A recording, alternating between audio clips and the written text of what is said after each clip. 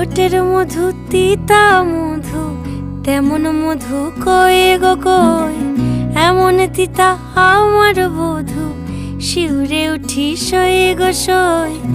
আনবাড়ি যায় আমায় ফেলে, বাদল মেঘের ডাকে, একবারও সে ভাবে না গো রায় কি করে থাকে।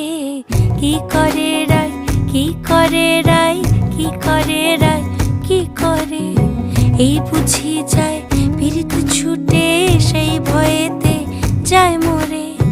কি করে রায়, কি করে রায়, কি করে রায়, কি করে, এই